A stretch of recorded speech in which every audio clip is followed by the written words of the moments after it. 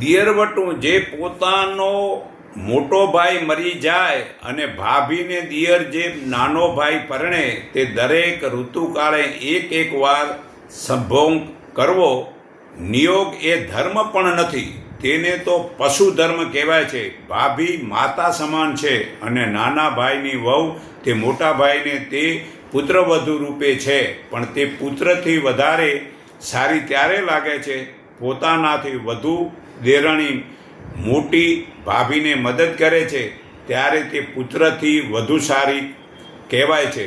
પણ નિયોગ એ વર્ણસંકરતા વેન રાજાએ ચાલુ કરેલ છે. આ મનુસ્મૃતિ પાના નંબર 210-67 પુરાવો છે. તો જે કુળનો નાશ થતાં સનાતન કુળધર્મ નાશ પામે છે અને કુળધર્મ નાશ પામતા આખા કુળને અધર્મ દબાવી દે છે.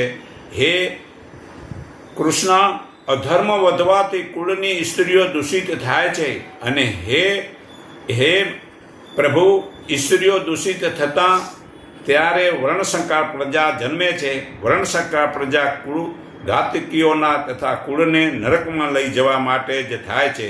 કેમ કે પંડિતો અને તર્પણ ક્રિયાઓથી વચિત તેમના પિતૃઓ નરકમાં જાય છે.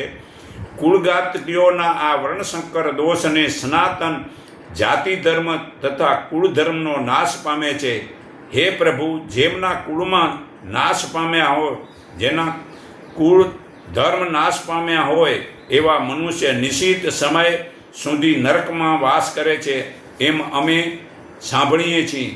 અરે દુઃખની વાત તો એ છે અમે બહુ મોટું પાપ કરવા તૈયાર થયા છીએ, કારણ કે રાજ સુખના લોભથી અમે સૌજનોને મારવા તત્પર થયા છીએ.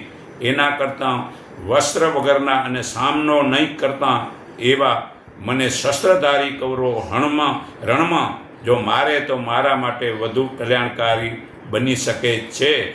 તો જે કુલનો નાશ કરવો એ પાપ છે અને ભાભીને જે લગ્ન કરે નાનો ડિયર એ પણ પાપ છે. તો એવું વર્તન ન કરો.